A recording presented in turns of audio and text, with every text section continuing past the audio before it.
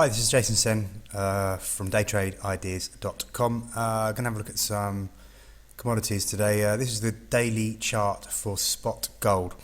It's Friday the 20th of September, and you can see this chart goes back to the beginning of July. We've had a nice little uptrend which was broken earlier in this month of September on the 12th. This big red candle you see as soon as we broke this trend line, and also the 100-day moving average, which was around the same area, around the 1355 area. As soon as we broke that, market sold off very heavily, but we managed a really nice bounce this week on that FOMC announcement. We shot higher. I think it was around $80 or something from the low to the high on Wednesday. Yesterday we consolidated some of that gain, but we were held nicely by firstly the Fibonacci resistance level here at 1374, which also coincided with a couple of these trend lines here. You can see very clear the uptrend line. We've revisited it. This is quite classic technical analysis stuff. You break a trend line, you bounce, you retest it, and then if you fail here, you sell off again. And this is what looks like could be about to happen. We've got a little short-term downtrend line as well, and these intersected quite nicely all around the same area, around 1374. So that was really tough resistance yesterday, and we only made it as far as 1375 anyway. So I think the risk now, in the very short term at least, is that we start to head lower again, perhaps into next week. We've got the 100-day moving average down around 1348, 1347, so that looks like a realistic first target. Can't really start getting optimistic about this market unless, well, firstly we've got to get through this trend line here at 1369, then we've got to get through yesterday's high at 1374, 1375, which is also this Fibonacci level, and then next week, we're looking at this the uptrend line, which will now act, of course, as resistance, and that's in the low 1380s. I mean, around 1381, 1382.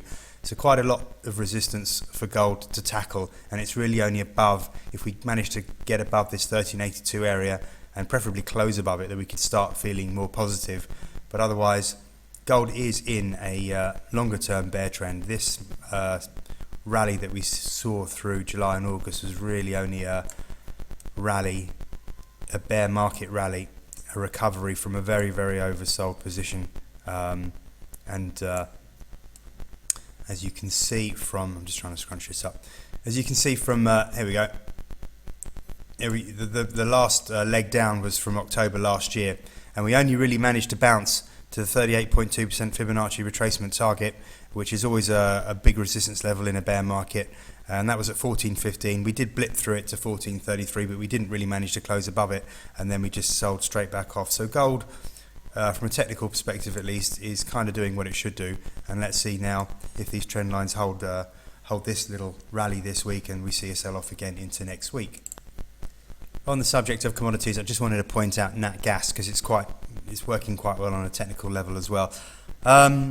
This chart goes back a year, so we were in a fairly steady uptrend, but that was broken just at the end of July. We sold off, we've rallied back up. Now we made it as far as the 50% Fibonacci level at 3.787. We've managed to just break above this trend line here, the downtrend line. But of course the uptrend long line, the year-long uptrend line, is now acting as good resistance as well it should. Yesterday we gave it a bit of a test. We got up to 3.820. Almost exactly to that trend line, as you can see. I'm just going to blow this up a bit more so it's clearer.